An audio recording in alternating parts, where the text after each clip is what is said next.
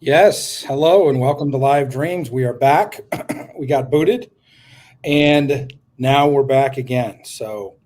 Um, Forgive the interruption. Posting the link right now.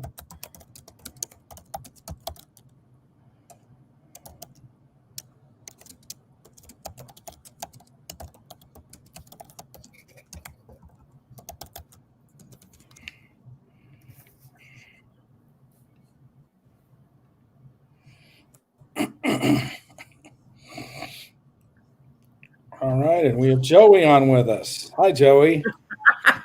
John-Michael, how are you, matey? Good. Hi, nice to see you again. I know. Yeah. Long time no see. Yep. Did you have a dream? I've had several dreams. Hundreds. I dream almost every night, actually. I did have one. What's the most common thing you dream about? Whoa. I don't want to talk about that right now. Good move. It Yeah. says I have one bar. Everybody went black for a second. Did that happen to all of you or just me? Just you. Okay. Just I'm going to shut my camera off and turn the light off behind me. I think it's kind of trying to get some better lighting here. I'll be back. So are we live? So we were doing. Yeah, we are live. Where's Maria? Like I don't see her again now. Well, he had to get. She had to. Everybody has to go find the other link. The link again. Yeah. So did you hear her dream?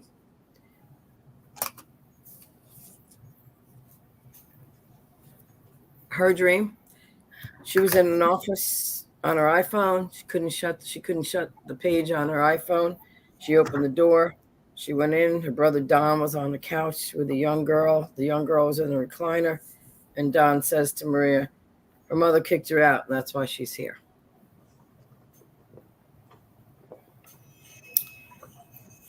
Any thoughts? I'm honestly getting. I heard coach for Don on the couch. I heard coach.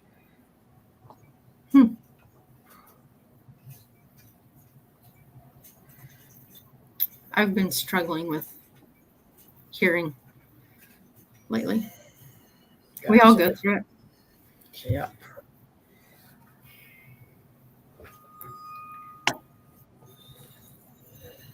I figured her mother kicked her out. She's resting. Don's the coach. I don't know. Maria's working and she couldn't get out of work. She couldn't close the page.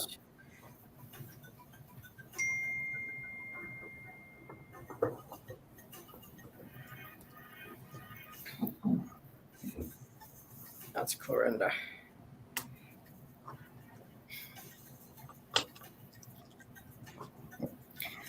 All right. I had a dream. You want to hear my dream? Yes. This was a couple nights ago on 8/31. Okay, let me just Clorinda.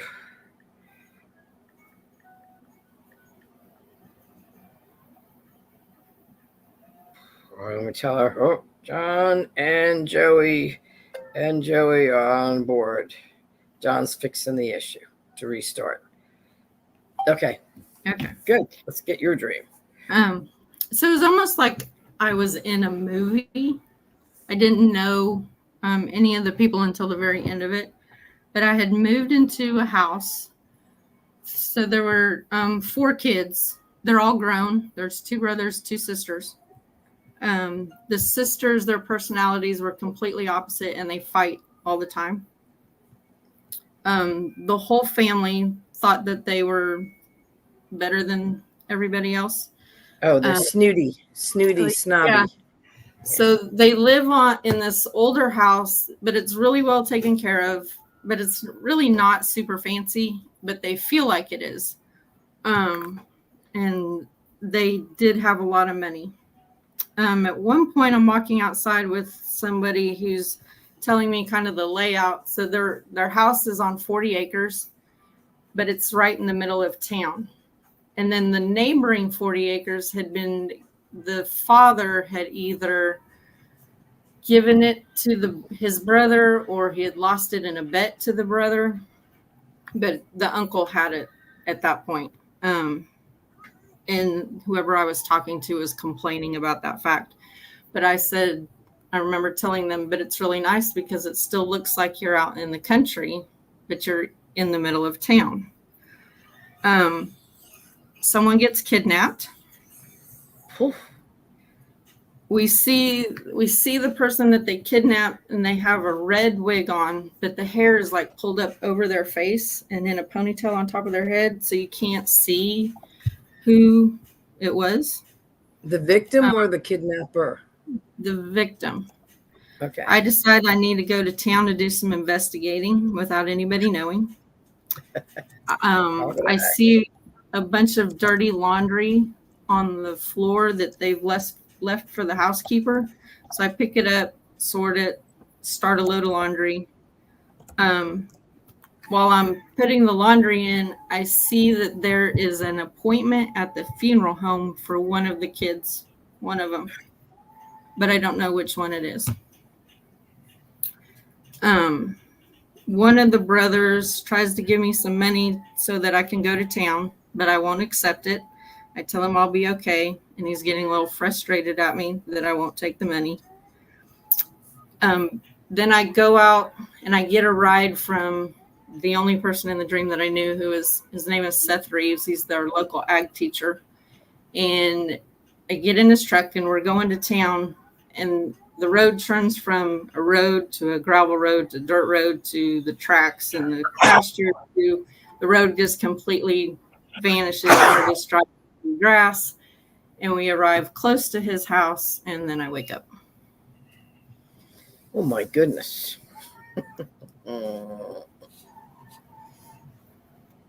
That's what I said. Yeah.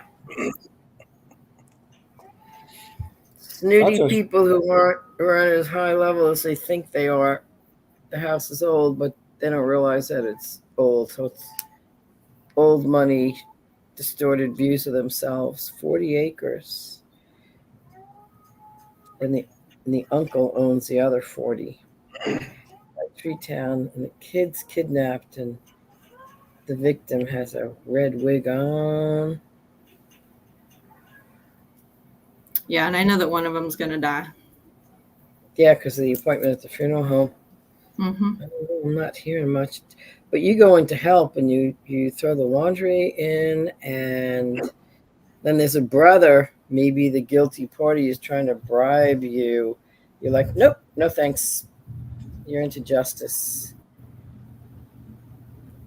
And then the road turns from, or you get a ride from an agricultural guy, teaches agriculture, and the road turns from a road to gravel to dirt to tracks. Yep. To non-existent. Just driving through the grass. To nothing. Where we're going, we don't need roads. Okay. I like what Chris says, Little Red Riding Hood. Kind of like over the river and through the woods. Whose house were you going to? I was going to town. We end up close to the ag teacher's house, which in real life he doesn't live near town either. But I was headed to town so that I could do some investigating as to who had been kidnapped and who was going to die. Wow. What do you get as a seasoned interpreter? I'm in a period of not hearing anything on my dreams. I hear lots on other people's dreams, but not on my own. This one kind of stumped me. Because like I said, it was more like I was participating in the dream, but it was more like I was in a movie. Like the whole plot. I mean, it just felt like I was in a movie. So you were in it. You weren't just observing, right? Right. She went and did the laundry. The fighting sisters, and then a brother tries to pay you off, but you found the appointment for the funeral. So it's a whodunit. Who did what? Yeah. It's a murder mystery with a kidnapping.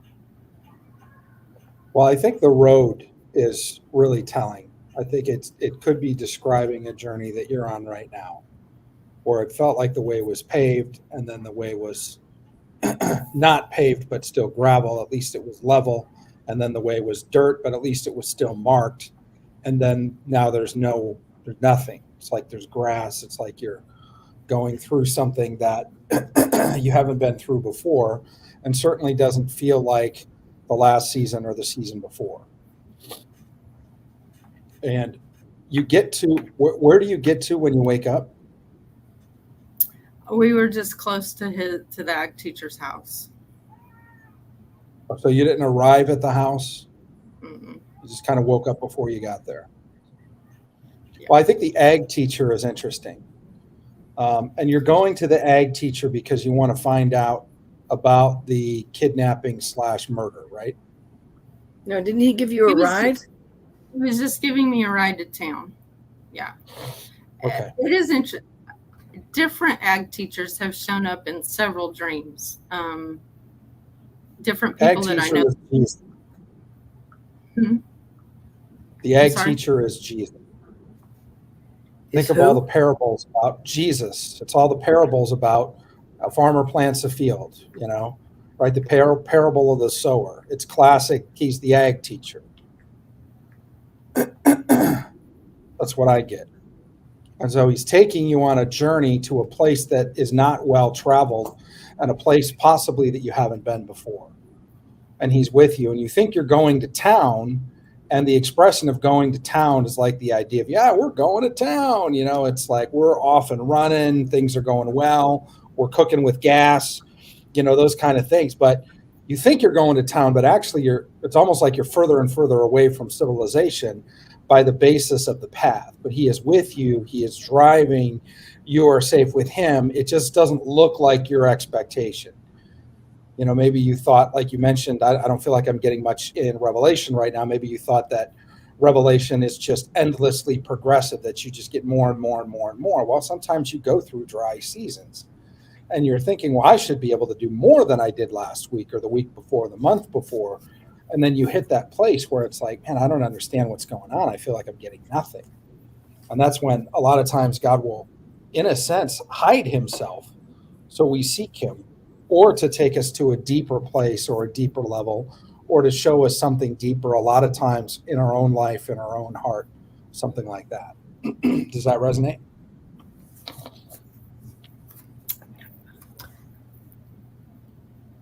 Unfortunately, yes. Yeah, it's not necessarily easy, but be encouraged because you know who the driver is and you're safe. And even though it feels like, the heck, thought we were going to town. I thought we were going down the road here, and now we're out in the middle of nowhere, bushwhacking our way through whatever this is. He is with you. That's the biggest thing. And the road feels like it disappears, and 40 in the Bible is a period of trouble and testing, before the Exodus. Testing. I wouldn't say trouble. It was 40 years. Moses was 40 years on the backside of the desert before he was given the commission to then let the people go. And then 40 years in the desert. Jesus went out for 40 days and 40 nights to be tempted by the devil, but to fast. And so, all of those are both deserts. All three of those. Midian was a desert. Obviously, the Exodus was a desert, and then Jesus was in a desert. And so deserts aren't paved roads. They're not even gravel roads. They're unmarked. If you've ever, I've been out to the Middle East and bushwhacking through the sand dunes in the middle of nowhere. We almost hit a camel, which was a whole other thing. But wow, there's nothing. Like, you got to be very careful, because if you go over the wrong dune and everything looks the same, like, you won't find your way back out if you don't really know what you're doing. And so that's the thing. It's being drawn deeper into the desert. But it may be a time of testing, but it may also be a time of proving. Not that you have to prove yourself, but maybe that God is proving something to you through the midst of what you're going through. So the encouragement and the actionable intelligence is, who's driving. He's taking you there for a reason and a purpose. It's not that you lost your way or you're off track or you've done something wrong or God, where are you? God's right next to you. He's there with you. And so it's by design. And so I think God is telling you this so you can take great comfort in the fact that the place that you're in is by design. And it may be a deeper walk. It may be because God wants to prove something to the enemy, which he did both with Job and with Jesus. But after a time of testing, the angels came and they ministered to the Lord. And there was a time of refreshing. And then he launched into his ministry, which was a greater level of his influence of the sum total of his life, those 3 years. So know that even if you find yourself on the backside of the desert, you're being driven by the ag teacher, which is Jesus himself. Go read Matthew 13. Starts with the parable of the sower, but there's so many. The kingdom of heaven is like, the wheat and the tares. There's so many related to agriculture.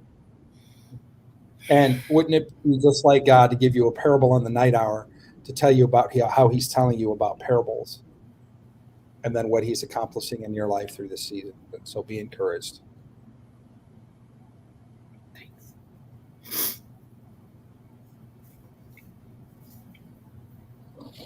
Cool. We love you, Joey.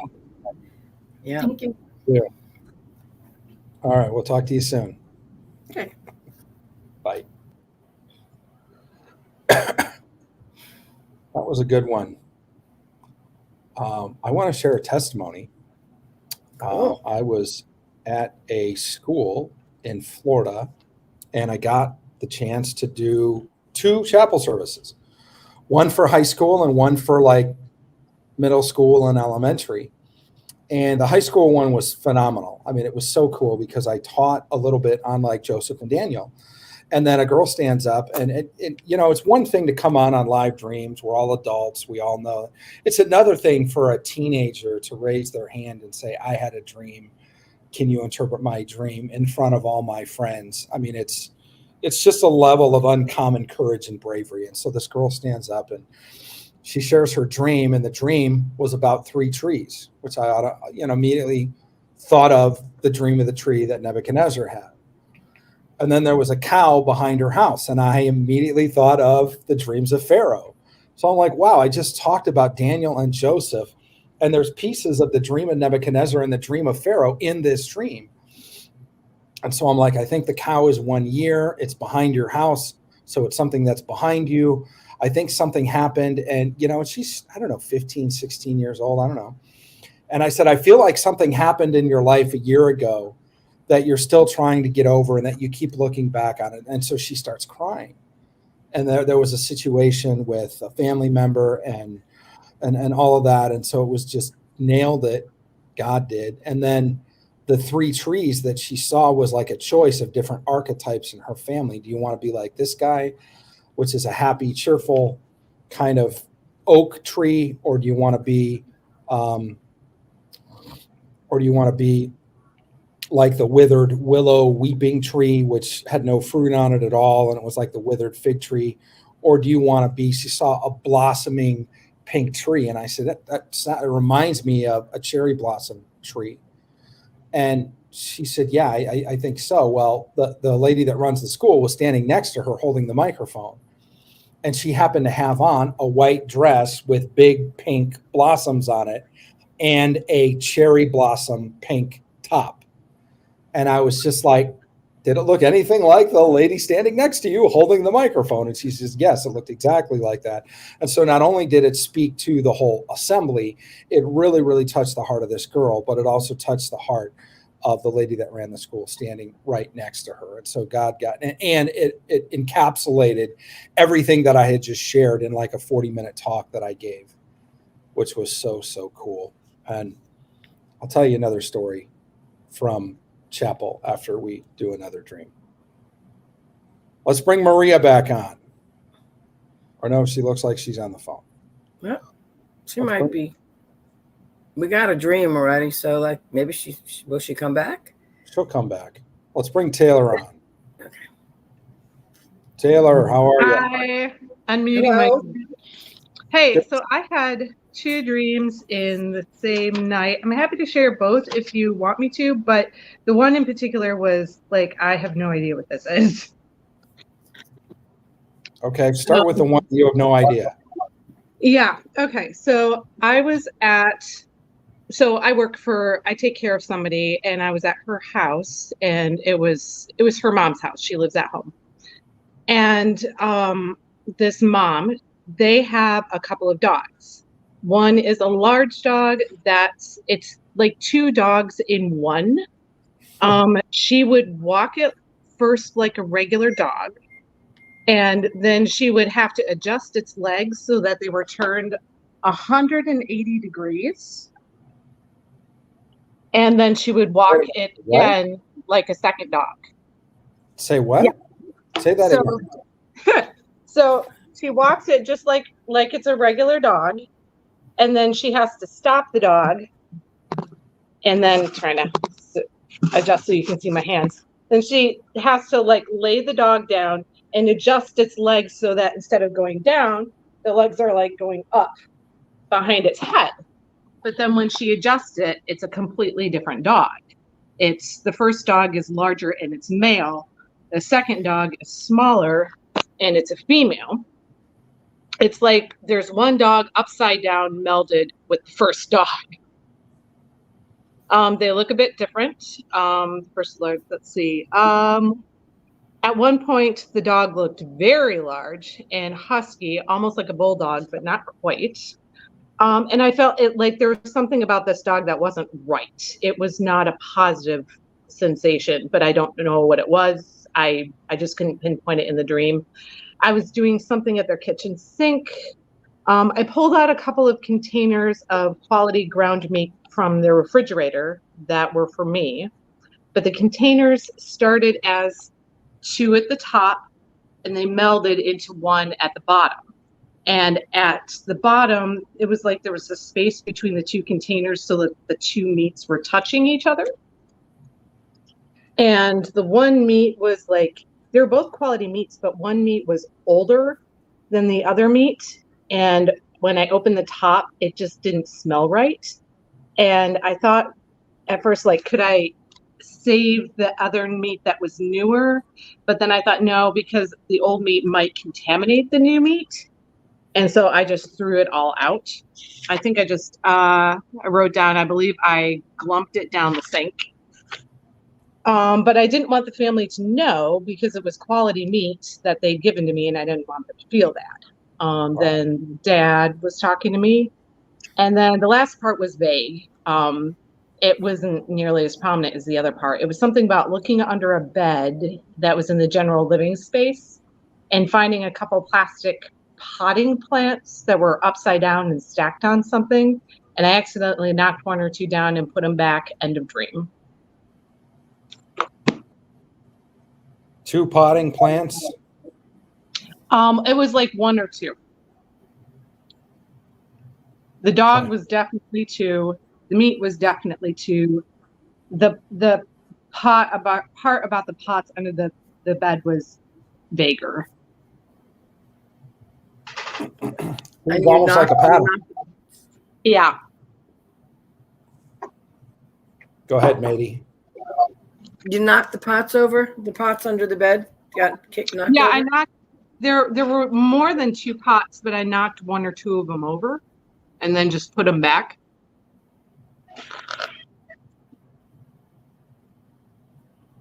I like what Dawn says. Everything is out of order. I like what Monica says. Things are subject to change. There's a question. The meat was 3, wasn't it? There were 2, and then it melded into one. Yeah, but it was like 2 down to 1. It wasn't like 3 different meats. It was like if you think about like 2 mason jars that were like sit next to each other, except that instead of being parallel sitting next to each other, it was like they angled into a V into each other, and they melded at the bottom. Okay. More of your spirit meat, dog, and fed. What are your thoughts, matey? Well, my first thought with the dog is the transformation, the transgender thing. 180 degrees. 2 dogs, 2 meats, 2 pots kicked over.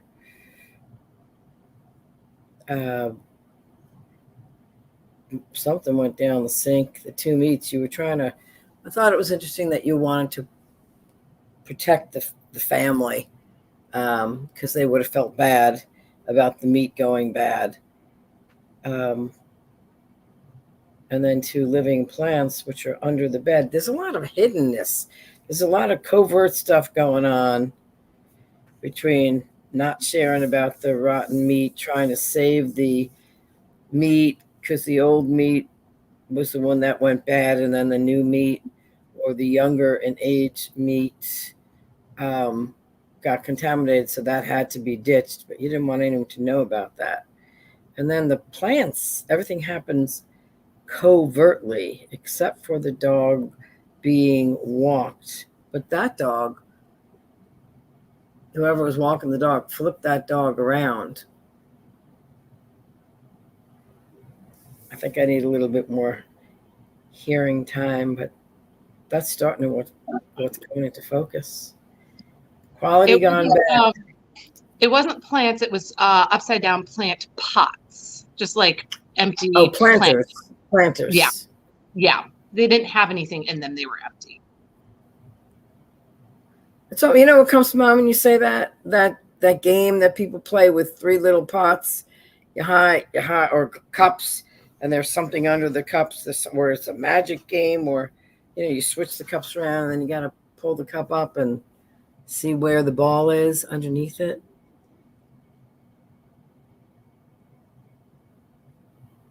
That's all she wrote for now. Yeah, there's a lot there. There's a lot of comments about choice, particularly gender choice, I think, pinging on the dog. The idea that the large was a male, the small was a female, and that it was 180 degrees. So 180 degrees is obviously a choice of 2 binary positions, like 1 and a 0, or a yes or a no, or on or off switch. But particularly since you use the term male and female, I think it's really interesting. Now you're at her mom's house, the lady or the person that you take care of. So I'm wondering if there's anything related to that, some sort of fluidity, confusion, binary choice, something like that you might be seeing at all. Not really in that family.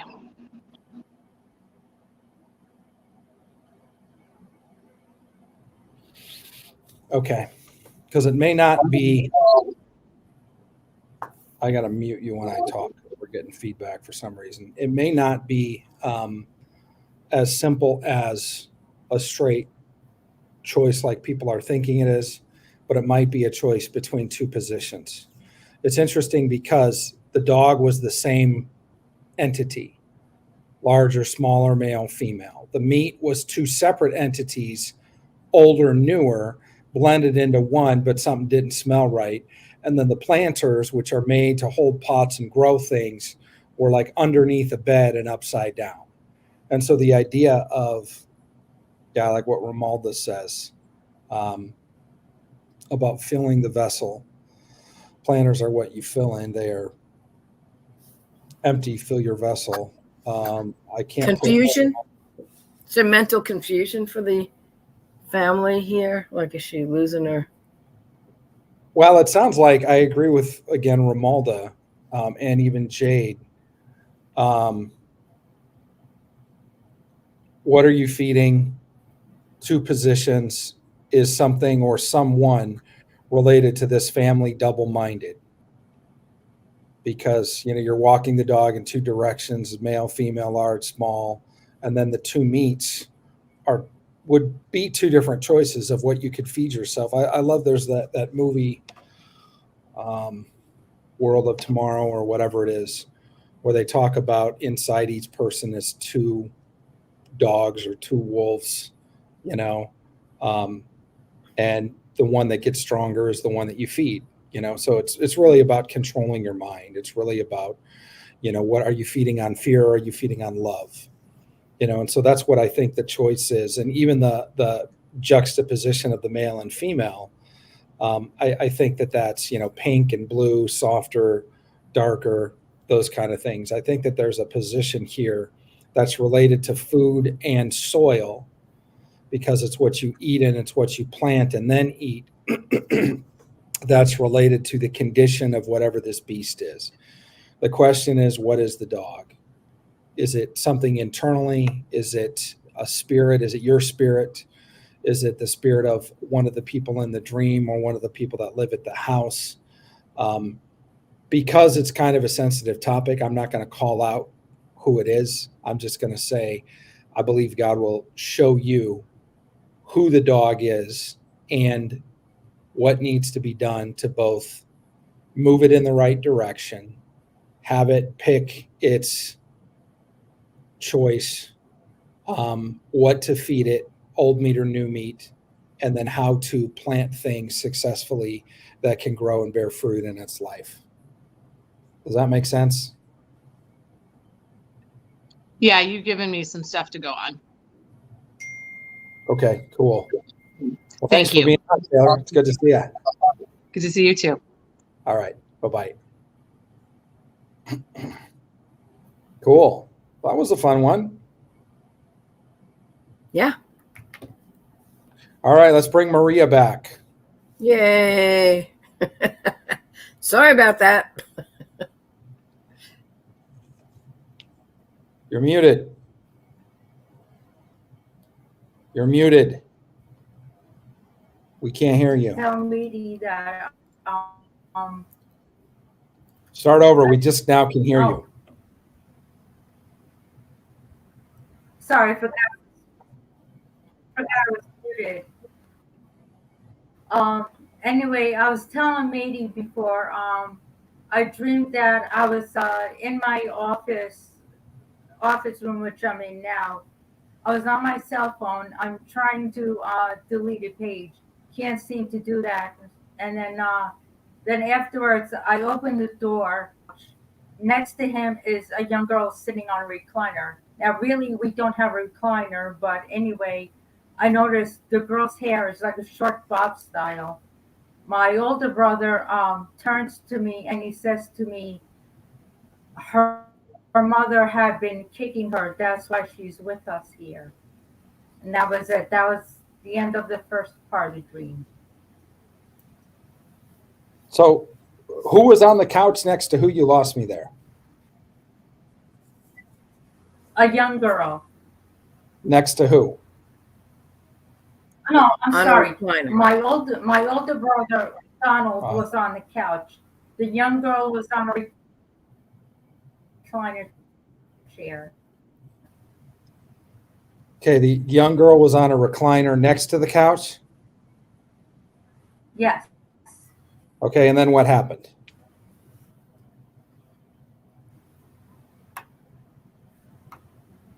Well, after that, my older brother was saying to me, her mother had kicked her. That's why she's with us here.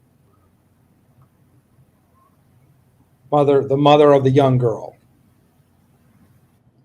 Right? Mother kicked the girl, and the brother rescued the girl by bringing her over to the recliner.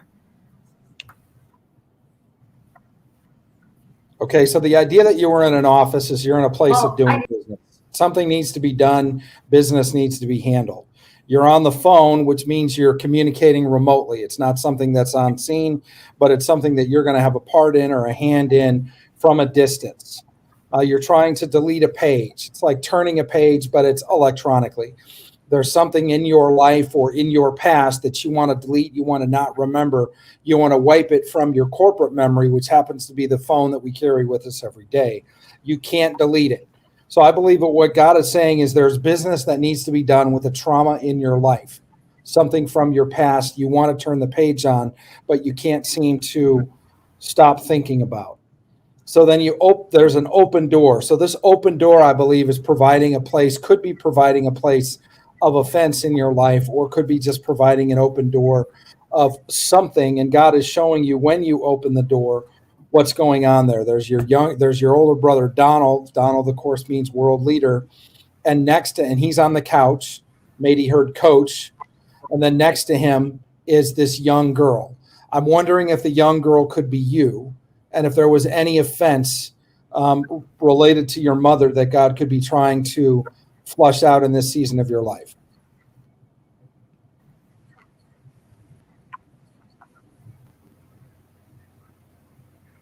Are you frozen? Does that make sense, Maria?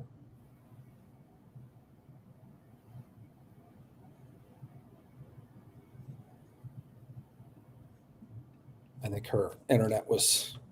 Yeah, it's funny. Yeah. Yeah, nice one. John-Michael hits it out of the park. That was an easy. That was a. Oh God, that was Easy for you. Easy for you to say. All right, Yolanda. Hi there. Hello. You're muted. There you are. Go ahead. I can hear you now. Okay, you hear me now? Okay, good. Yeah. All right. So this dream I had on August 25th, so just about a week ago. And in this dream, I was not part of what was going on. I was kind of like seeing what's happening, and I saw Trump speaking at a podium, and it seemed like it was the House of Representatives. Suddenly, I started hearing like chatter from the audience, and my eyes went to that, and I saw some of the people were standing, and among them I saw 3 women of color, but I saw them at different times. They were not like next to each other, but one was like, standing, kind of probably like protesting, interrupting, if you will. And then I spotted another one, and then my eyes went to a third one. And though I knew they were squad members, though they didn't look like any of the squad members, but I that's what I knew they were, just instinctively. And they were, each of them, they were wearing a lab coat, and like a light blue. And then I noticed that their lab coats weren't buttoned, and they were all naked. They had no clothes under that lab coat, which was open in the front. And then my eyes went like a few rows to above and towards the right, and I saw AOC, but she was dressed modestly in a pantsuit, and I don't think she was saying anything. And then I woke up. So you said you thought these were members of the squad. I knew in my dream, I knew there were members of the squad instinctively, in the dreams, like when you have this knowing. So I knew there were squad members, but neither of them had the look of the current squad members. They were all women of color, Interesting. Squad or squat? Squad. The squad members, that there's like there's Elon Omar, and there's Okay. Corey, whatever. So anyway, but it wasn't their faces, but in the dream I knew that they were, all 3 of them were squad members.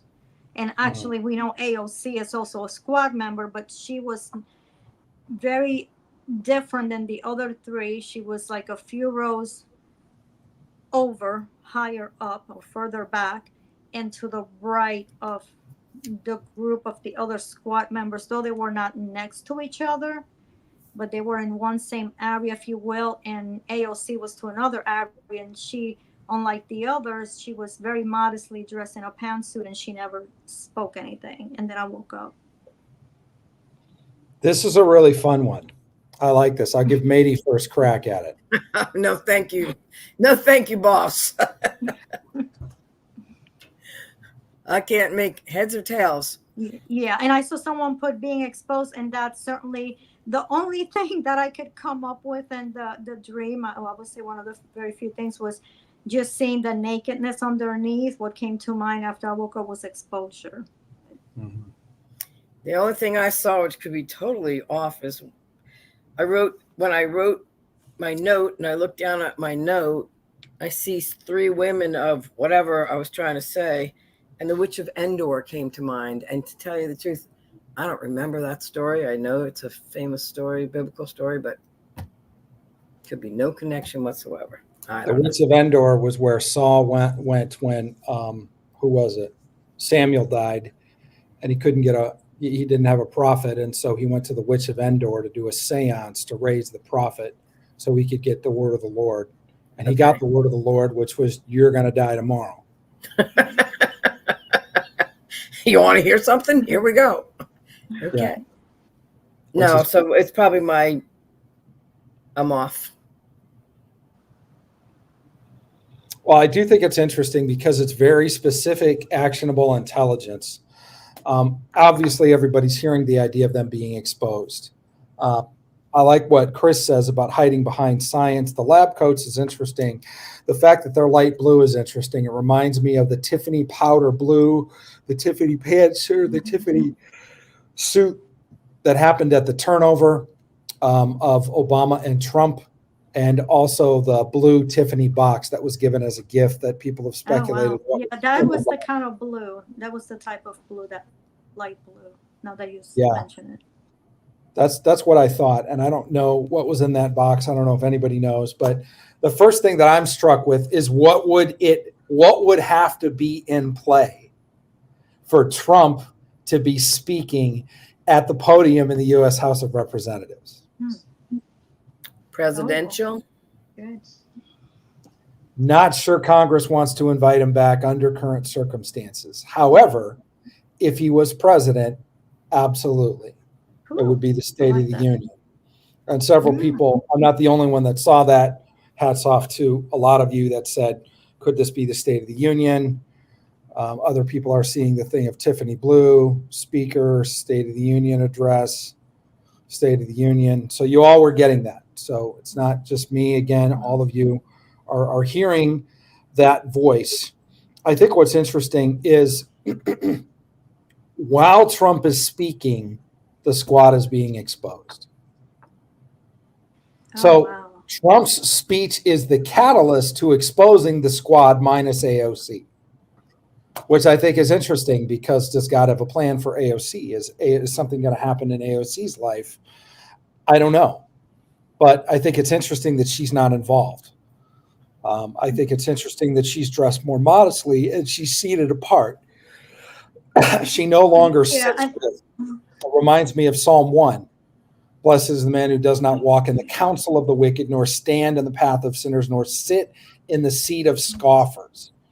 And if you've ever watched the State of the Union, when Trump was there, both the Speaker of the House, Nancy Pelosi, as well as the squad were definitely the scoffers and the scornful. So it's ripped up his speech in public. Yeah, and AOC no longer sits in your dream with that group. So you're talking about a massive shift. You're talking about a shift in geopolitics in our nation. You're talking about very likely a restoration of Trump to a level of leadership. Some people have said Speaker of the House. I think it's much more likely that he wins the presidency than he becomes Speaker of the House. But he would obviously, but I don't want to just go to the presidency because I don't know that this dream is a dream announcing a presidential selection winner. I just think it's announcing a time when Trump would be addressing the House. And in that address, it's triggering people who are then standing up. And because they stand up, their nakedness is exposed. If they have this robe on, if you would sit down and cover with the robe, you'd be quiet. You wouldn't be exposed. But when you stand up, people can see you're wearing nothing underneath. And whatever the thin little blue thing that you had on, to me, it reminds me of thinly veiled revelation. You know? So, yeah, I think it's the whole idea of, again, my question is, there's only two people identified in the dream, Trump and AOC. AOC is not sitting with and is dressed completely different than the squad. Is God showing us there's going to be a division in the squad? Is God showing us his heart to bring AOC to himself? And perhaps she becomes radically different. Other people have said maybe more centrist in her views, certainly less liberal.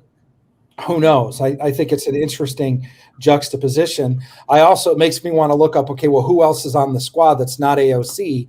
And then begin to see, are things starting to be exposed? Now, the exposure doesn't happen just because of the dream. The exposure happens because Trump speaks. If Trump wasn't speaking, they wouldn't stand up. They wouldn't be exposed. It's their opposition to Trump that exposes them. Okay. And so I think that's a very deep part of the dream. And it's when Trump is in a position of leadership, which I don't believe is his candidacy. He's certainly a leader in the nation just because he's a presidential candidate. But AOC is a congresswoman. Somebody's asking, what's AOC? What's her name? Alexandria. Alicia Ocasio-Cortez. Alicia Yeah. Ocasio-Cortez. There it is. I like Frankie. Tiffany Blue, the influence of RFK. That's really, really, really interesting. Wow. Because of course RFK is, from a family of Democrats, right? And what party is he? Yeah. Yeah. So, and there's been even recent broadcasts that have been done related to the Kim Clement prophecies about Trump and Kennedy. And so people think that might be Robert F. Kennedy Jr. Working with Trump or endorsing Trump. And could there be a future of them actually working together? It seems not only possible, it seems probable at this juncture. So again, this dream is future predictive. It's not necessarily talking about now, because the time and the place is everything. Like, we're going to be able to know the date when Trump next speaks in the House of Representatives. Mhm. It'll probably be an inauguration luncheon if he wins the presidency, because that's typical, though those aren't given in the main House chamber. So since you saw it as a House of Representatives and not a joint session, it's interesting. It could be State of the Union if it was joint session. Did you get the feeling if the Senate or other people at the Supreme Court, the chairman of the Joint Chiefs were there, or did you feel like it was just the House of Representatives? It could have been the House or it could have been Congress. All I know is just it was that kind of setting that you normally see at the House. But again, actually, in my notes here, I actually put, I have written here, it seemed like before Congress. So I don't have a definitive answer whether it was the House or it was Congress, overall, the Senate and the House. It is just, I guess, because I saw the squad and I saw AOC, then I was thinking the House, but I really actually, these are my notes that I did as soon as I woke up from my dream, and the word that I put here was actually seemed like before Congress. So it could have been Congress, one or the other. Well, it's a very interesting dream, and it talks about specificity of times and locations. There's going to be a day, we're going to know soon in the future, the next day or the next time that Trump is going to speak before a session of Congress. And so we'll know when that is, and it'll be interesting. It's interesting that somebody went and looked up, Lisa, thank you, looked up the members of the squad. These are the other members of the squad that aren't AOC. Mm-hmm. So the squad is four. And I'm familiar with their faces, but in the dream, only AOC looked like who she is, was her. The other three were, resembled the skin tone, but neither one of them had the face of the current squad members. They were, in my dream, they were like a representation. They were supposed to be squad members, and I knew that I had a knowing in the dream that that's what they were, if you will, but not the current faces of the current ones. So they could have just been a representation of. So I'm not sure on that. That's a very good point, and thank you for catching that nuance. God can identify people like he identified AOC and Trump by their face. You knew it was them. The three members of the squad, their faces were muted, and so you didn't positively identify them. You just knew that they were part of the squad. So one of the things I wonder is, could this also be talking potentially about members of The View, the show The View, people that have scorned and scoffed against Trump specifically, and whenever Trump opens his mouth, they want to rail against him. And if Trump is the Lord's anointed in this season, God won't stand for it. At some point, there's going to be an exposure that they're going to bring on themselves because of their words against God's anointed. I love how Johnny Enlow talks about You could be a prophet in the Old Testament, but you couldn't be a successful prophet and miss Cyrus. You can't miss who God is calling to the forefront to rule a nation in a moment and be an accurate prophet is Johnny's assessment. And continue to even be heard. And there were people that have missed that others point to that say, look at their ministries. They've gone downhill. I'm not here to judge or throw stones on that. Not that they do.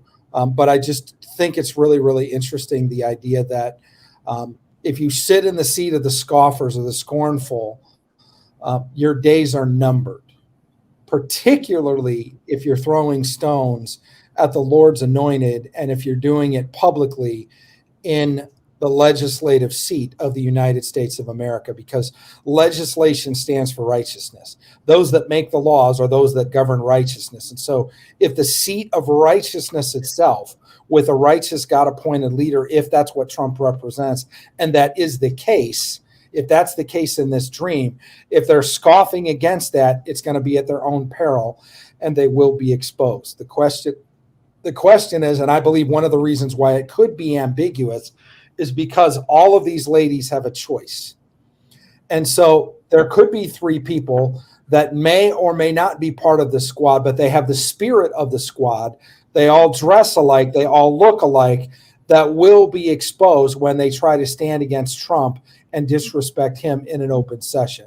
And so I think that's something that we're going to see in the days ahead. I'm wondering if it's going to happen before November, but it'll be interesting to see how this unfolds. It could very well be in 2025, but this is one that we should mark and look at, anywhere from 6 months to a year and a half from now. It's a very incredible dream. Send in that dream, please. Okay. You want me to email it to Submit you? that, right? Right, I will sir? do that. Yeah, you can go to dreamlifedecoded.com and just click on submit a dream, and it goes Okay, straight I into will our do that. database. Okay. Thanks so much. Thanks for You have sharing a that great with us, Yolanda. Great dream. We love That's it. beautiful. Right. Thank you. That AOC thing, too, the senator from whatever she is from New York, she's pretty receptive. I saw that clip, too, that was mentioned in the comments. She's pretty receptive to the gospel. So that'll be interesting. And she was standing apart. So up above. Yeah, a whole different row. So I think that that's significant, too.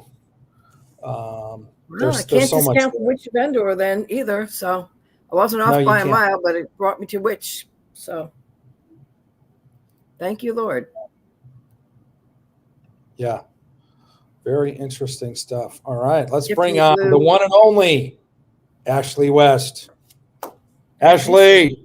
Brother Redenbo, it's the meeting. Hello. Got some dream. Are we doing all right? We're good. We're hanging in. How are you, sir?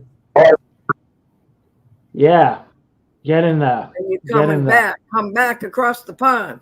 Back across the Exactly. pond. Anyway. Trying to take advantage of a little bit of quiet time before it all kicks off over here again. I've got a dream that I thought, as soon as I got it and documented it, I thought at some point I've got to share this with everyone because this is right up the SIS's alley. This is what these kind of dreams are about. And it's so short as well, which is perfect. So I had this dream on the 19th of June. I had it at 5:32 in the afternoon over in England. It goes as follows. I'm in a dream sleeping, and in the dream, I was given an interpretation for a dream I previously had. End dream. That's it. That's it. A dream within a dream. And you were given the interpretation in the dream for the dream that you had.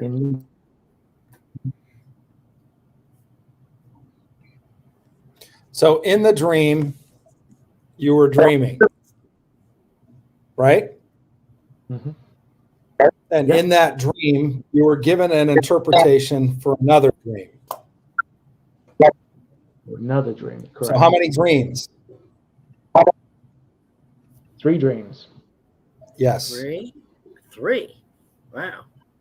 a dream within a dream, and then an unmentioned dream that provides interpretation.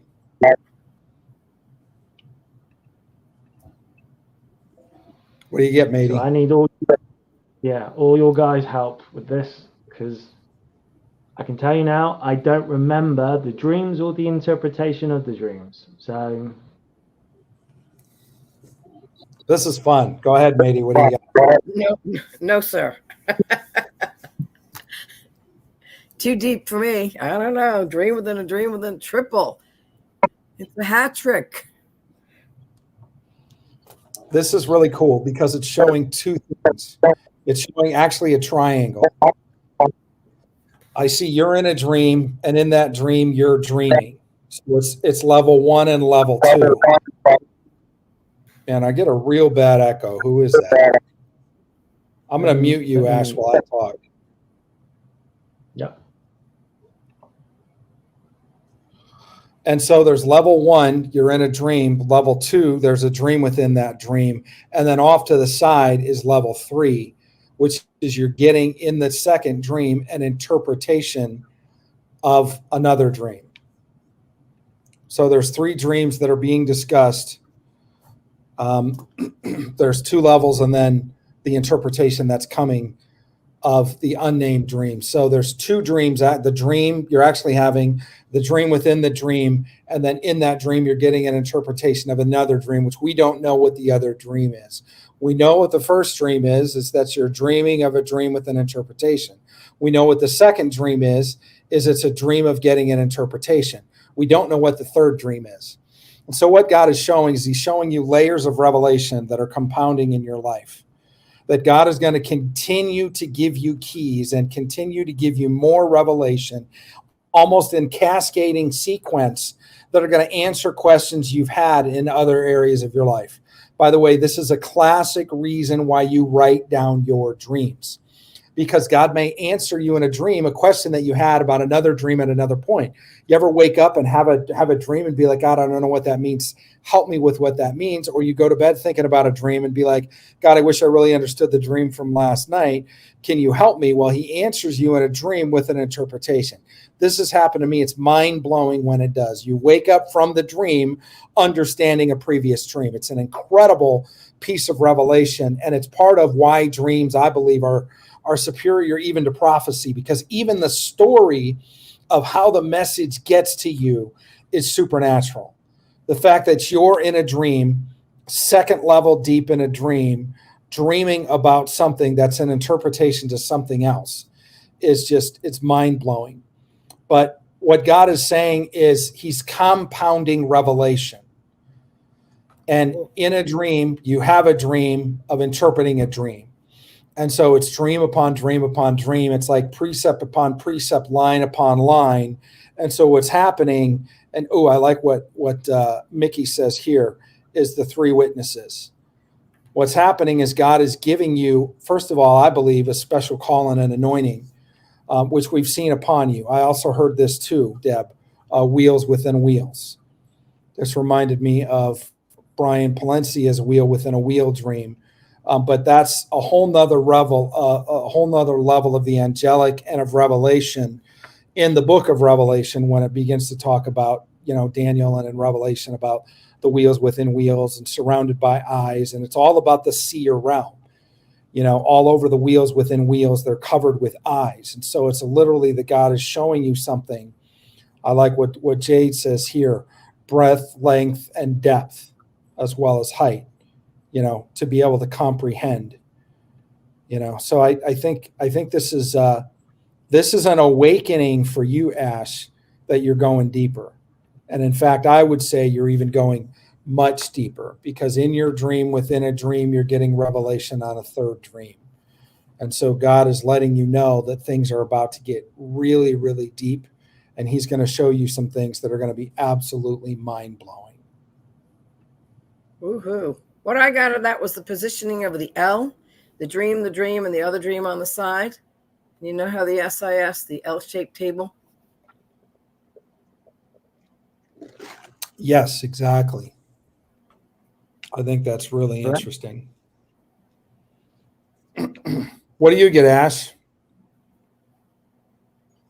I've got more of a confirmation than a revelation, shall we say, because it's what I've been going through very recently in regards to not knowing.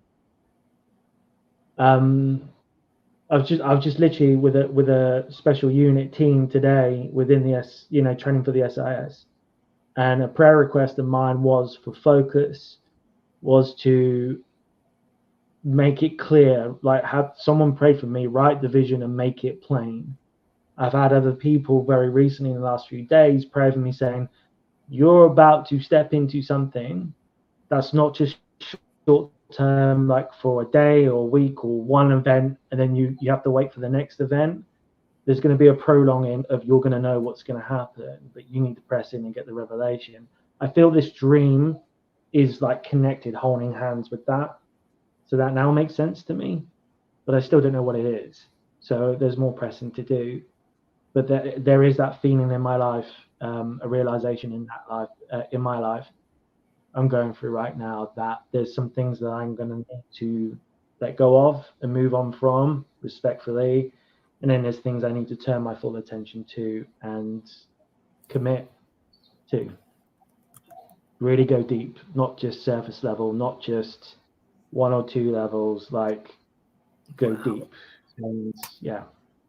Oh, wow. I'm just getting this as well. You remember, John, when you shared your testimony during 2020 or 2021, and you locked yourself away, you weren't listening to any news, you were just focusing on your dreams, and that was it. That's all you were doing. That direct communication, that's just come to the forefront of my mind. And I don't know why.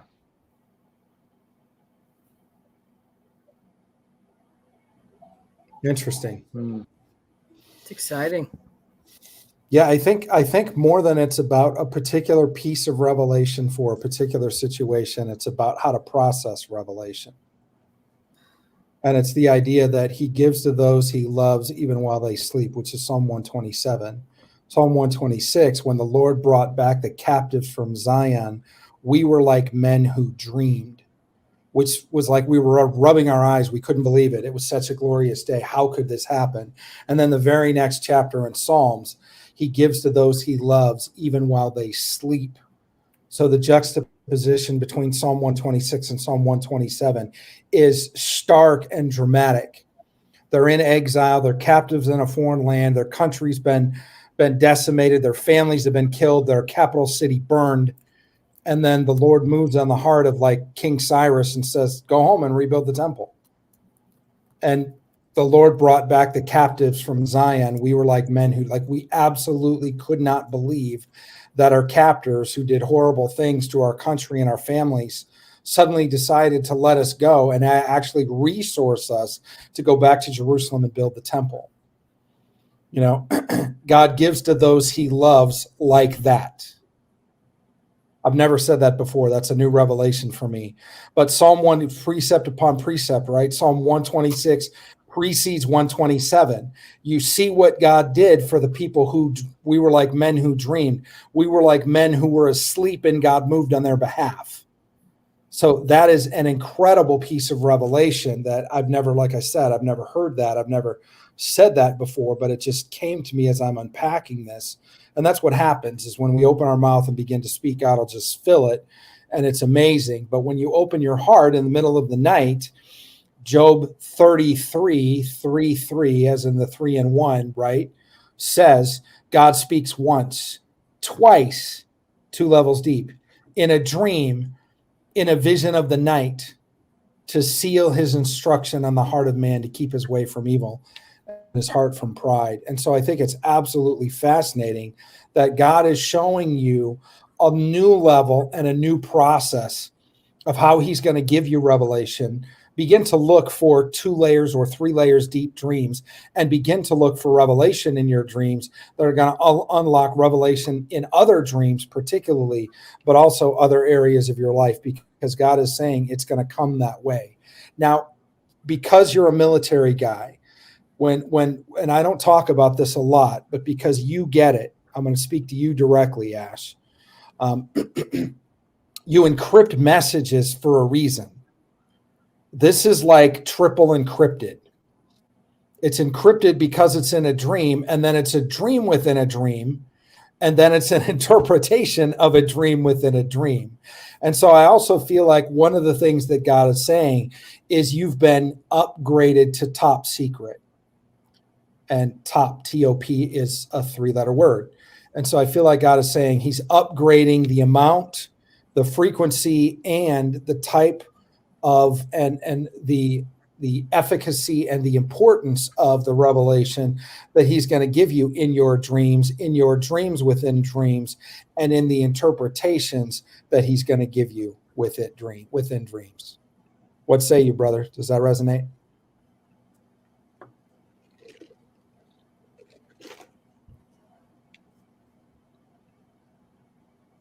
I think I'm starting to connect. It's one of the dots. So right now I'm not going to go into too much detail, but in my training with Dream Life Decoded, with AIM, with the SIS, I'm learning, and I'm at the beginning stage now where it's not just theory anymore. I have to actually start doing personal dossiers. So that's, for people that don't know, that's more than one dream. Typically 3 dreams. And during that whole process, you are to interpret individual dreams and then collectively what these patterns of the dreams, what the main core of the message is. So I'm now just connecting that together. That's nuts. The whole thing makes me want to cry. It's so powerful, especially hearing you say, like men who dream, that I want to just like break down and weep. Seriously, it's and I'm also gonna do what, like the RFI. I had a short and intense dream. I'm like, what does that mean? Go back to Dad and ask him what it really means. Yes. Amazing. So you guys, it's mind blowing. I love what Frankie says. You're in the inner circle, Ash. And I think you knew that already, but again, as deep as the dreams are that we unpack together on the triple threat, 3 dreams, on the triple threat, the idea that you're going to be upgraded. The whole thing about Ash is he's so genuinely smooth. Even his voice, when he presents a gift from the Father, is just, it's mind blowing. It's the whole, I don't know, it's the real deal. And it's really, what a blessing. What a blessing and what a gift. So we love you. Yeah, that's amazing. USA is a 3-letter thing too, so maybe you're supposed to be over here. Just saying. We keep bothering about that. Yeah, you're not the only one. And again, that was one of the topics of conversation. I think that was being brought up yesterday by another awesome brother John and sister Natalie. So, but yeah, it's funny, UK, USA, like 2 and 3, and yeah, there's a lot. There's an incredible lot to go over here, but I really do appreciate each and every one of you guys for taking the time to do this. And this is the power of the short dreams, guys. People keep saying to me, I wish I had long dreams like you, and that's awesome. It's an experience, but you can get just as much, if not more, revelation, more power, and more identification, like authorization and identification in these short dreams than you can get with the longer ones. I certainly have now. So, I just bless every one of you for sharing your thoughts and what the Lord's speaking through you. And I'm going to go back and watch this again, because I've got a feeling there's a lot of you that are actually answering or getting revelation of answers for questions that I've been asking in prayer. So thank you all. Wow. Always a pleasure, Ash. Always great to have you. Thanks for being on, man. You're welcome anytime. Feels like the presence of God is right in the midst of this right now. Yeah. Yeah. Very You know, cool. I love each and every one of you very much, and everyone behind the scenes. And yeah, it's family. It is. Family. So I have a big one. But I'm going to leave you guys, get everybody else on. But all right, thank you so much again. Appreciate it. All God right. bless Take you care. all. Thanks, bud. You too. Good night. Wow. Wow. Had no idea where that one was going to lead. I think it's awesome how God will give us dreams that wild hair day. God will give us dreams that go to that depth. That's Psalm 126, 127 piece again is something that I've never said that before, but the way that it came out was pretty profound. That was totally not a me thought. That was a God thought. But Well, thanks, Jay. I think that's your anointing at its height when you say something like that. It just, physically, I'm surprised I'm not blown out of the room with that. And I don't usually respond that way, but holy moly, Lord. Whew. Yeah, I almost want to just say la for a minute. That whole Yeah, just I want to stop and cry, but I'm going to carry on until yeah. the job is done. Psalm 126. I think the opening verse is when the Lord brought back the captive from Zion. We were like men who dreamed. And then Psalm 127 is unless the Lord guards a city. Unless the Lord guards the house, the watchmen stay awake in vain. Unless the Lord guards the city, you know what? It's been a minute. Why don't I just look it up? It's just so encouraging because so many of us have been fighting the good fight and we're weary and Yeah. it doesn't seem to let up yet. And that's just the love of the Father coming through with those Psalms. So, Yeah, Psalm 126. When the Lord brought back the captive ones of Zion, we were like those who dreamed. Then our mouth was filled with laughter and our tongue with joyful shouting. Then they said among the nations, the Lord has done great things for them. The Lord has done great things for us, and we are glad. Restore our captivity, O Lord, like the streams in the south. Those who sow in tears shall reap with joyful shouting. He who goes to and fro weeping, carrying his bags of seed, shall indeed come again with a shout of joy, bringing sheaves with him.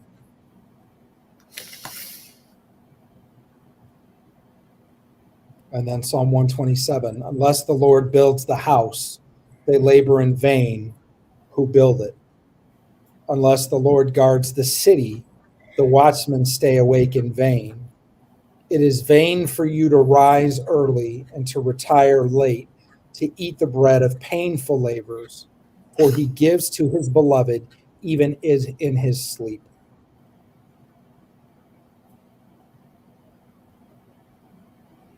That's amazing. yeah, I had a dream recently where you were laying a foundation, a very white, parceled off foundation. And I think when I went to bed that night, I was basically complaining to the Lord, of although he's really covered me tremendously in my sofa or guest room surfing here, I was like, well, and in the dream, you must have represented him because you were putting down a white slab. Like, I know I've lived in Tennessee. They don't have basements mostly in Tennessee. The house I owned was on a slab. And this was a pristine white slab to build upon. It just comes to mind as you say that. Yeah. Well, this would be a good time for another story from Chapel. I told this one to the SIS in our meeting, I think last week, but I want to tell it in the broader context. There was I don't know how old she was, 10, maybe 12, when I did the elementary school one, and I was able to interpret. So it's interesting because I have some friends at the school that know what I do. And so they said, why don't you do chapel? And why don't you talk? But instead of talking for like 40 or 50 minutes and interpreting a dream, why don't you talk for like a half hour and let's interpret a bunch of dreams? Now, this is elementary and junior high. So if you've never spoken, I used to be a professional motivational speaker in schools. If you've never spoken in schools before, it's interesting to just know that you can't fake it with kids. You know, kids will just as soon boo you as anything else if they don't like what you're saying and if they don't believe you're legitimate. And so they're one of the toughest crowds to have because of that. But it's fascinating because when God shows up and kids are in awe, it's just mind-blowing.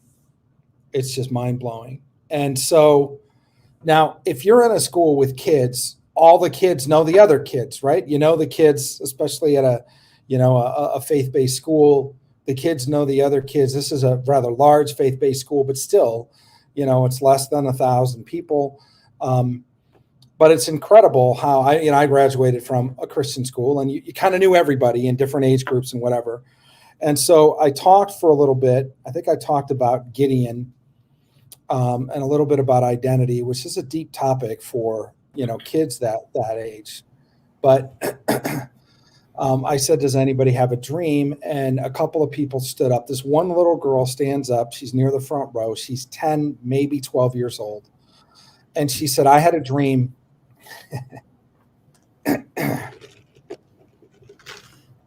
I got to try to tell you this story composed because this one is a story. She goes, I had a dream. I was looking out and coming towards my house was this massive tornado. She said, the next thing I know, the tornado hit my house and the house was gone. And like my mom and dad and my family were like, she said they were covered on the ground with like chunks of wood. And I'm like, oh, you mean like they're in the rubble? And she said, yeah, they were in the rubble. And I said, well, what happened? And she said, well, I was safe, but I ran up to him and I, tried to wake him up and I couldn't wake him up.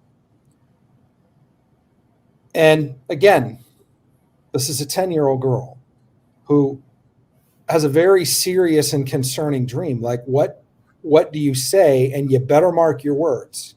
You better be careful that you're not speaking anything over this girl, over her family. You got to look for what the Spirit is saying and what is the level of encouragement and what is the actionable intelligence for her.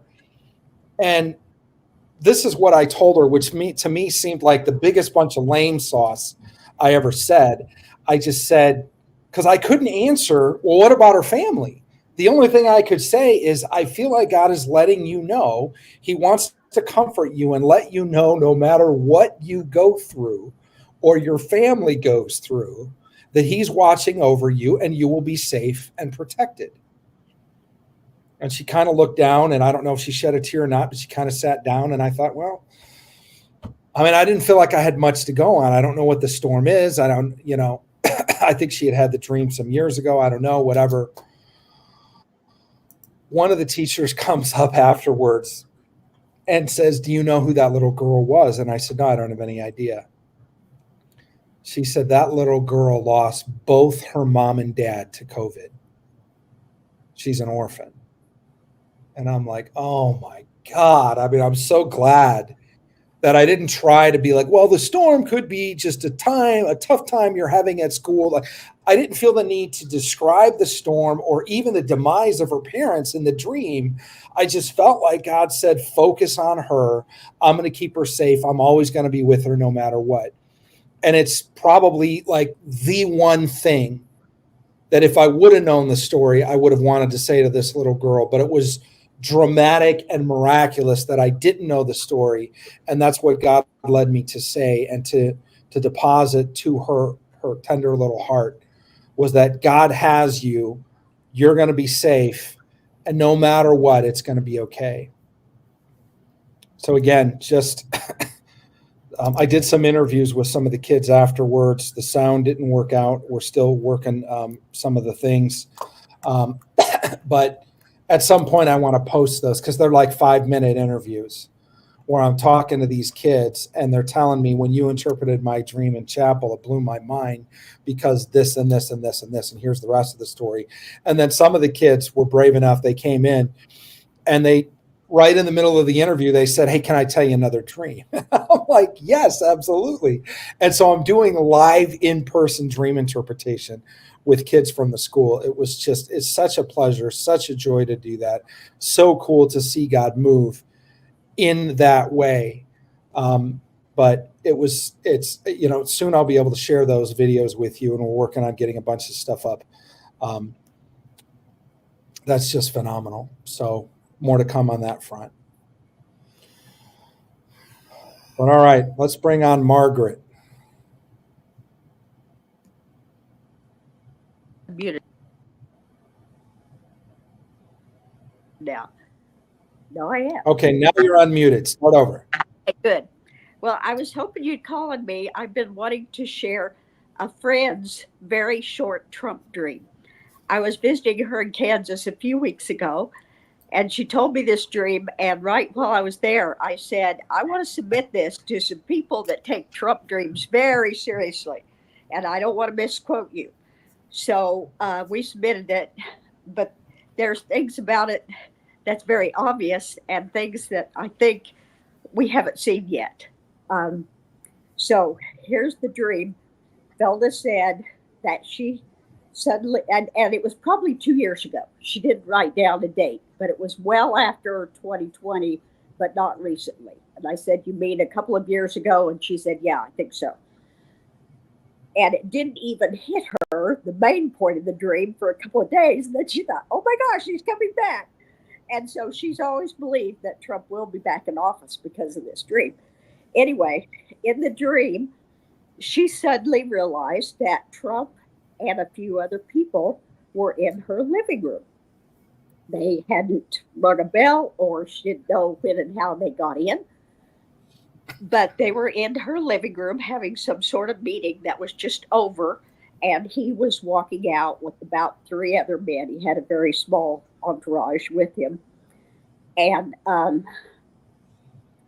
he was leaving through a door in her living room that doesn't exist in real life. The way her house is, it's like a 1970s ranch house. You walk in, and the small, narrow entryway goes one way through an arch into a formal living room that just goes to a fireplace and dead ends, and it doesn't connect to anything else. And of all the dozens of times I've been in that house over the years, I've spent very little time in that room. We only go in there when the party's outgrown the other more comfortable areas. That's a formal living room.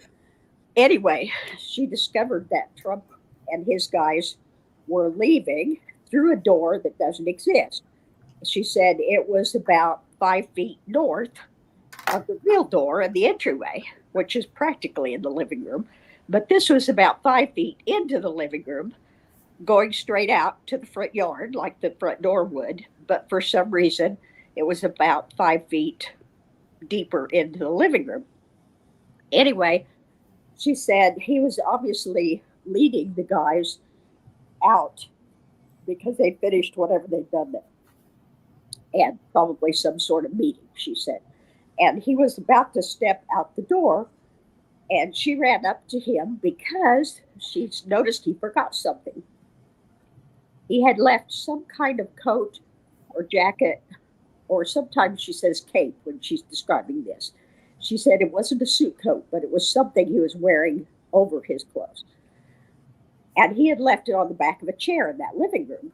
So she said, I grabbed it and carried it over to him and said, wait, you forgot your jacket. And he purposely would not take it. He just smiled at her and said, I'm going to be back. And walked out, and his guys walked out with him, and he purposely didn't take that coat. So that was all the dream. And she didn't even get it for a couple of days. She thought, she didn't know what it meant. And then she thought, oh my gosh, she is coming back. And I said, well, duh, that's pretty obvious. But I think there's so much more to it. And she said, oh, really? It was just so short. And I said, well, yeah, but there's a lot there. What does that jacket really mean? What does the door really mean? Why is the door so different than the real door, the ordinary door? And so I just been real curious to see what you guys would do with this. The comeback is obvious. The coat is some kind of mantle. And he purposely left it not just in the home of a strong 85-year-old believer, but in her hands. And so if that represents authority, he didn't take all of his authority with him. If it represents protection, he didn't take all of his protection with him.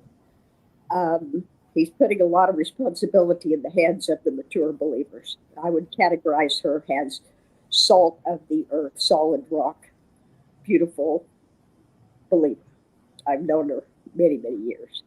And she has the joy on top of all the intercession and political activity, and she's just the greatest.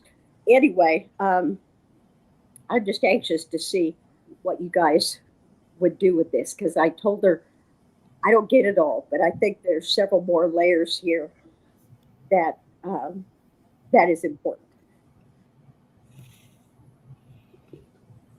Margaret, you always bless us with these dreams that you bring to the table. This is a fascinating dream. It seems so simple, but like you said, it's so profound. Mady, did you have any initial thoughts you wanted to share? Yes, 5 Grace in the formal living room. He's formally coming back, and what's running through my head is a very old song. Button up your overcoat, go to bed before 3, take good care of yourself, you belong to me. I'll be back. The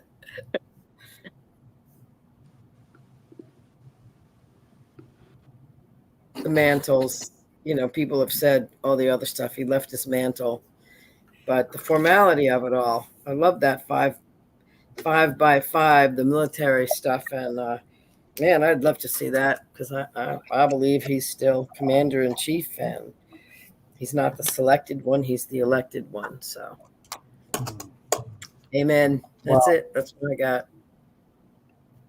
Amen. That's a good word. I think it's interesting that it was 2 years ago. So it's 2022. It's in the midterms, but it's 222, which God reveals the deep. Daniel 2:22 is God reveals the deep and hidden things, like hidden doors. He knows what lies in darkness, and light dwells with him. So I think that's absolutely fascinating. That I'm going to mute you, Margaret, because we're getting a little feedback here. So the idea that Trump is suddenly there in the living room. So there's no memory of her letting him in. There's no memory of the knock at the door. There's not, like, suddenly we're in this reality. Trump's in the house. It's interesting because we had another dream tonight. Trump's in the house. It was the House of Representatives. So this, in a sense, is a repeat, a confirmation, or a continuation of another dream. But again, this is a dream of a friend of yours from 2 years ago. So we just love how, again, if you're new to live dreams, we don't pre-screen dreams. We don't have any order of dreams. It's purely random. It's purely God ordained when we happen to have 2 or several dreams the same night that all seem to be about the same theme. And if you look at it from, if you watch the whole video and you look at the whole thing, you're able to see how God weaves the discussion through. Again, we just see, hey, there's 5, 10, 15 people on. Let's take them one at a time and see what happens. So I like what Angelica says here in the verse that David said, I would have fainted had I not believed to see the goodness of the Lord in the land of the living. And so the idea of being in the living room, I did think it was very unique that he was in the living room, the land of the living. I also think it's really interesting. I don't know if anybody saw Life, Liberty, and Levine this week, where he interviewed Trump, and he specifically talked about, in light of the assassination attempt on your life, how has that deepened your faith in God? And if you watched Trump, Trump was humbled. Trump was just seemed to be different, just seemed to have a different mindset, even a different frequency to him than we've seen him in the past. And he did absolutely thank God for saving his life and rescuing him. And again, he talked about how close it was, and how if he hadn't turned his head at the moment, it would have been a pink cloud on the stage, and he wouldn't exist anymore, and he would no longer be in the land of the living. But it is actually supernatural, and we forget about it. And people in the media and tech have tried to even hide the fact that this even exists. They don't want to talk about it anymore. But it did happen. It happened. It was a very real thing. It was a very traumatic thing, and a difficult thing to be shot in the face on live TV in front of a whole bunch of people. But thank God that he spared Trump's life. So Trump is indeed, now again, this was 2 years ago, so we had no idea what we were about to see. We had no idea what was going to happen this year. We still don't know what's going to happen the rest of the year. But I think it's interesting that, first of all, Trump is in the land of the living. He's in the living room. He's also there with three people. A three-strand cord is not easily broken. I would love to dive deeper into this dream and take the time to really hear from God who the other three people would be in his entourage. I don't want to speculate. I don't want to guess. But I do think that often when we dive deeper into, it's interesting that she heard there were three other men. Why three? Why men? Who are these people that are represented? Could RFK Jr. be one? Could Elon Musk be another? You don't know. But God can reveal that, and sometimes there's even clues within the dream when you take the time to really listen. I believe that the identity of the three men is something that God may share with us at some point. I think it's interesting, of course, that he leaves through a door that doesn't exist. So then the question becomes, if he leaves through a door that doesn't exist, did he create a new door, or did he just not leave? What if he didn't leave? What if he hid? Leaving through a door that doesn't exist is akin to the idea of, people have said, you're about to watch the greatest show on earth. You're about to, and so things not being what they seem. You can't leave through a door that doesn't exist unless you're traveling interdimensionally through time and space, right? Folding the very fabric of our existence. Einstein, Schrodinger bridge kind of stuff, my background's physics. So we can go there. I'm not going to go too much deeper into that, but if the door doesn't exist, it's like, Schrodinger's cat. You put the cat in a box. Is the cat alive or dead? You don't know until you open the box. Did opening the box, then did the observation determine the fate of the cat, or was the fate of the cat determined prior? So the whole thing there is, he's in a room, likely a closed room because people don't leave their front door open. And then he leaves through an exit that doesn't exist. This is a profound mystery. A, he didn't leave and he's hidden. B, a new way to leave was created. C, something else is happening that's not A or B. It's a mystery. It's a quandary. We may never find out. We may find out. Another way that you could leave through a door that doesn't exist, and we've had dreams about this, and again, I'm not going to get too much into like Ingersoll Lockwood in the Baron Trump trilogy, but is you could time travel. That's a way you could be in a room and suddenly not be in a room and leave through a door that doesn't exist.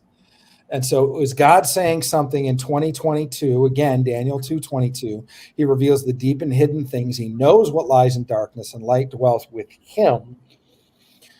That was a juxtaposition to perhaps the time that we live in today.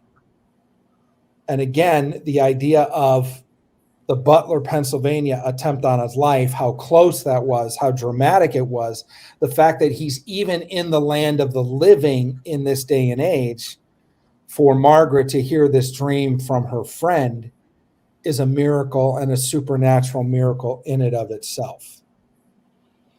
And so there's a whole mystery there that can't just be lightly gone over. Well, he just created a new way. Well, that could be one understanding. The fact of the matter is the dream doesn't tell us. We don't know. We know one thing.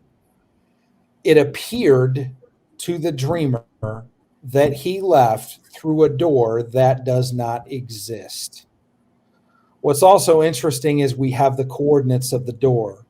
And then Margaret gets into the house. It's a 1970s house. Look back to the political realm in the 70s. Look back to the Democratic Party of JFK. We are worlds, universes different in the political leanings in America today of the right and the left than we were in the 70s. Like, so far apart, it's not even recognizable. So far apart that presidential candidates that ran in the 60s and 70s may have to switch entire parties just to represent the sort of ideas that are being represented today. I also thought it was interesting that she said this. She said, the only time I've been in that room, if there's a big party and there's not enough room and Trump and his crew get pushed off to the side. You think about the battle in the Republican Party to out Trump and to not support Trump. And we've seen, from Mitt Romney to, Mitch McDonald, all of these different, Mitch McConnell, all of these different people. I'm not calling out people by name. I'm saying there are people that are Republicans that are in Trump's party that do not like him at all. And so the idea of a party getting bigger at the same time, it appears that the Democratic Party is dramatically dwindling. You'll never see it in the polls because they'll never tell you the truth about what's really happening. There is a massive exit of both African American and Latinos and people of color from the Democratic Party. They're fed up.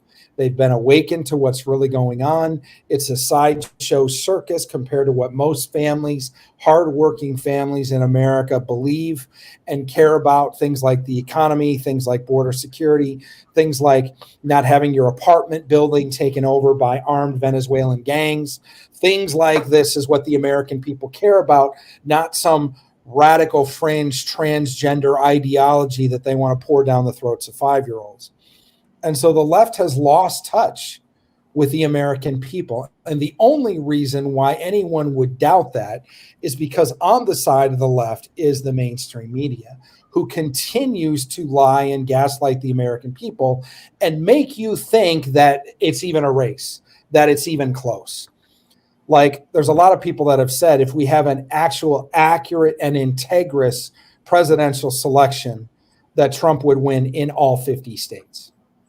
I think we're much closer to that reality than to this, they're neck and neck, 49, 51, back and forth. I don't buy it at all.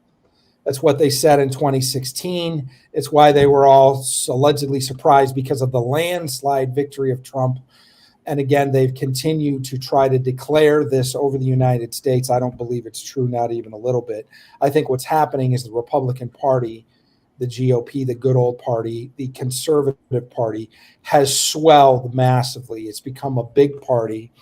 And there are some people that have wanted to actually push Trump and his small entourage out into another room, which would be the living room as Margaret described. I also think it's interesting that the door that he left was 5 feet north of the real door. You think of north, you think of true north. You think of true north, you think of integrity, you think of a right leaning, meaning a correct leaning, not a right versus left, but a correct leaning. You think of what God is saying and what God is saying through the idea of 5 feet north of the real door, and it leads into the front yard. Leading into the front yard means leading into the future. What's directly in front of you, what you see, what you're about to experience. It's future predictive. It's also prophetic in the sense that it's future predictive. By the way, something can be prophetic and not be future predictive. It can be prophetic in that because dreams and visions are part of the prophetic movement and part of the prophetic gifting of God. Dreams, by their very definition, are always prophetic, but they are not always future predictive. It's something I haven't talked a lot about, but I came out with this a couple of weeks back, and it's something that we need to talk more about. So the idea of being 5 foot north, I think it's interesting. The 5 by 5, I'm not familiar with that. I was in the Navy, not the Army, so I don't understand what that 5 by 5 means. If somebody wants to put that in the comments, I'd love to hear that. True north is Canada, also North Star over baby Jesus. True north could be an attack on Israel in the final battle. That's interesting. True north is important. They put their thumb on the scales when it comes to the poles. Yes, they do. So the idea of 5 foot north of the real door, when you think of north, you think of true north. When you think of 5 feet off of the real door, which means there's a false door, a fake door, a non-legitimate exit. Non-legitimate exit. I've never said that before. A non-legitimate exit. Wasn't that what Trump did? If you look at the timing of when he didn't go to the inauguration, he didn't do a proper turnover, allegedly. You look at the times when Biden was allegedly sworn in and the videotape that happened overseas, and then how the whole joint session of Congress was on lockdown and nobody could get in and nobody could see what really happened. And it looked like they were wearing outfits from Hunger Games. I mean, it's just, there's a whole lot of weird stuff.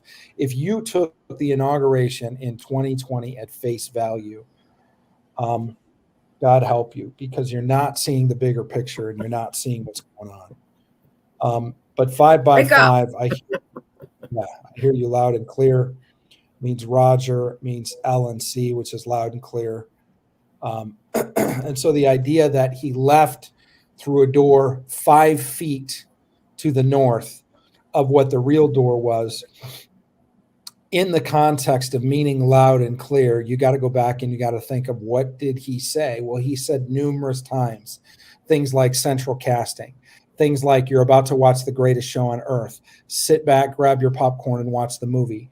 What he was trying to articulate, many people believe, and I say many people because I have not asked him this directly, but what many people believe is that things are going to be presented to the American people that are not what they actually are. Things are not what they seem. And so the exit, maybe the exit wasn't a real exit because they set a door that doesn't exist. Whenever there's a turnover of the presidency, people always bring up the Constitution and they always talk about continuity of government. And they always ping on the idea of we've been a constitutional republic since 1776, and one of the bulwark standards of a constitutional republic is the turnover, is the continuity of government and how it goes from one party or one candidate to another. And they willfully, like George Washington did, lay down the idea that they get to rule the next 4 years. And that's one of the things that make us great. And so we hear that all the time, unless the party that controls the media has their election contested. Then we don't hear it so much for some reason. I don't know why that is. But I just think it's interesting that continuity of government, Trump was duly elected and the military witnessed it. I think that's interesting. I think Faustino might be onto something here. I think it's interesting because, there's just so much here. The idea of the cape, of course it's a mantle, but why would you leave your cape hanging over the back seat of a chair in a living room with an exit that doesn't exist? You got to put it all together. Why would he do that? And then he did it with intention. So if the cape is the mantle, what mantle? Is it the mantle of POTUS? Because it's certainly not the mantle of leadership, because he's continued to lead this nation through his speeches, through his policy, through the things that he's done. In fact, if you hear the Democrats talk about it, he's been the biggest problem in the last 4 years, not Kamala Harris, not Joe Biden, not any members of that party. It's been Trump. And again, I'm not taking a political side here. I'm just telling you the facts of what they're presenting in the media. So the idea of continuity of government, I believe, is a straw man argument. And I believe this dream is pointing something out. And what it's pointing out is get away from the door 5 feet, 5 by 5, loud and clear, north, what's really happening, of the real door, what appears to be the real door, but may not be the real door, an exit that didn't happen, an actual exit that didn't exist. And then he comes back. He actually runs back, which means he runs back, which means to run ground you've already covered. Another way of saying that is to run again. He's running again in 2024, but he runs back, right? And so he runs back, which means he comes back, but it's, guys, we got to look at language patterns. I know we're getting really, really deep on some simple dreams tonight, but bear with me. You look at the words run back, which means he runs back, ground that he's covered before, he runs again. That's one thought. And then he's back. Because he's running back, he comes back, and he comes back quickly. So it's two different ideas. He's going to run again, which is already happening, and we know that. That's not a big revelation. 2 years ago, it might have been. And he's actually back. He comes back, and now he's back. And he comes back, and he comes back arguably because he knows he left his cape. And so the lady in the house says, hey, you left this cape. It was on the back of the chair. Wait, you forgot your cape. And he says, I'll be back. Which means I don't need the cape right now. But I'm going to be coming back, which means I may need the cape at some indefinite point in the future. I love this, Isaiah 55:5 from Purple. Behold, you shall call a nation that you do not know, a nation that you did not know, you shall run to you because of the Lord your God and the Holy One of Israel, for he has glorified you. Amen. I think it's super, super interesting. And sorry, I'm looking down. The camera's up here, and I'm looking down at all the comments. But the idea of I'll be back sounds like a movie, right? That's a famous quote from a movie. Trump knows exactly. It's interesting, too, the juxtaposition. If you really go deep into that, Arnold is from Austria, and he came over to America, became wildly successful, went into politics, ran for governor, and actually at one point threw out the idea suggesting a run for president and a constitutional amendment to allow him to run for president. You know, this was also the man who had choice words about his thoughts of our freedom when it came time for certain medical treatments during 2020. But I do think it's interesting. He's a guy that couldn't run. He couldn't run constitutionally. So for us to be a constitutional republic and maintain the integrity we had from the founding fathers, the guy who says, I'll be back, couldn't run. But when he came back, what did he come back? He was the Terminator. He came back to he came back initially to eliminate the bloodline of a hero that would win the war for the nation and ultimately the world. But then he came back in the subsequent Terminators to be the protector of the bloodline of the hero that would win the war for the nation. So when Trump says, I'll be back, trust and believe it's not just a quip. He's saying it with intention and design, and very likely, very, very likely, he's saying it with reason. By the way, they closed out the Republican National Convention, I forget the name of the song, with the song that you'll recognize from the movie, The Sum of All Fears. And it's when there's a group of Nazis, of neo-Nazis, that try to take over the world, and they cause a nuclear explosion on American soil, and they try to create World War III. And because of back channels, it doesn't work. And at the very end of the movie, both Russia and the United States come together. They find out who these guys were, and there's like a rapid succession scene of a guy being chased in the woods and getting shot in the head, one of the planners of this conspiracy getting in his car, the car blowing up, another guy getting strangled in his home. And what it is it's the swift justice on all of the people that perpetuated the attempted destruction of America. And so that's what's happening during that song in the Sum of All Fears. Listen to the title, Sum of All Fears. and that's what they closed out the Republican National Convention with. And the media immediately caught it and said, what is Trump saying? We don't have any more time to go into this, so we're going to have to end it here. But just the idea that I didn't forget my cape. I left it there over the back of a chair for a reason in the living room with an exit that doesn't exist 5 feet off of the real exit or true north, which leads out into the front, is about to happen soon. There's so much more here. We could literally spend another hour on this stream alone. But I've given you a lot to think about. If you want to know more, pray about this dream. Ask God to reveal it to you. Go to sleep and listen to what he tells you in your dreams. But this is a profound, incredible dream, Margaret. And thank you for coming on and sharing your friends. Send it in. Send it in. Yeah, Right. thank you for listening to it. I knew there was a lot more to it, and I think he's trusting believers because she represents us as believers, and he left something very important into her hands. So I think that confirms the idea that when all the corruption is exposed and that great awakening happens, there will have to be a simultaneous spiritual great awakening, because that scripture about if you clean the house and don't fill it, it's going to be worse.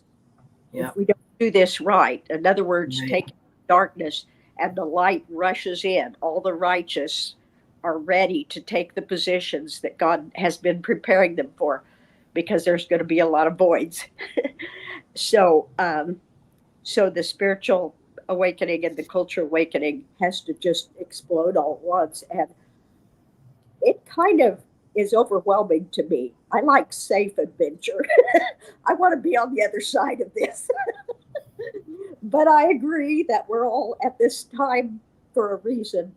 We could have been born 100 years ago or 100 years from now, but we're here in this weird transition. So it's good to know that God is with us. Yes, it is. It is. And check the comments. I'm putting up a lot of rapid fire comments here, but there's a lot, including the song Nisam Dorma. And check it out and go back and watch it. Go back and watch, the Trump speech and the Republican National Convention and that part.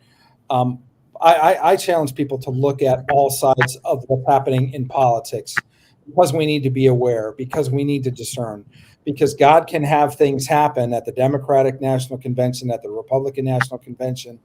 We had the dream about the sirens in Chicago and Atlanta, and a lot of us felt that that was related to the Democratic National Convention. Did we go back and watch? I haven't. The full length of the Democratic National Convention to see what God could have been pointing to, particularly happening in Chicago. So there's a lot that's happening. God is giving us revelation in the night hour, in visions, in dreams, but he's also giving us revelation in real life. And it can show up on Twitter, Fox News, and CNN, much to their own demise, because they may not be trying to put out the truth, and God may share truth through them anyway. So keep your eyes and your ears open. Listen to what the Lord is saying, particularly in the season we're in, one of the most important seasons in our country's history. Thanks, everybody, for being on tonight. Thank you, Margaret, for sharing a great dream. As always a pleasure to have you with us. And don't forget the last sim of this year. It's coming up in a week or two. That's right. September 16th, the last September 16th. Spiritual Intelligence Mentorship is the orientation. You can sign up at spiritualintel.com or dreamlifedecoded.com. And in fact, I would like to leave you with a little bit about what SIM is about, and then we'll check out from there. So and it's very apropos considering we're ending tonight talking about a dream about Trump. So until we see you next week, keep dreaming. We live in a world with much confusion, propaganda, and outright lies. It's hard to know what's real, what's false, and what's really going on. Do you have even one source that you can trust? And I mean really trust. Can you imagine leading a state or an army or a nation in this environment? What if you heard from God every day about your life, your purpose, and your future, and you understood with clarity what to do? Imagine hearing so clearly that he even trusted you with intelligence to advise leaders desperate for answers. Hi, I'm John Redenbo, and I have the honor of leading the Spiritual Intelligence Mentorship, an in-depth program where a team of people work with you in a highly structured atmosphere to teach you how to decode the encrypted language of God through dreams. If you're up for the challenge, I invite you to apply today. Register at spiritualintel.com.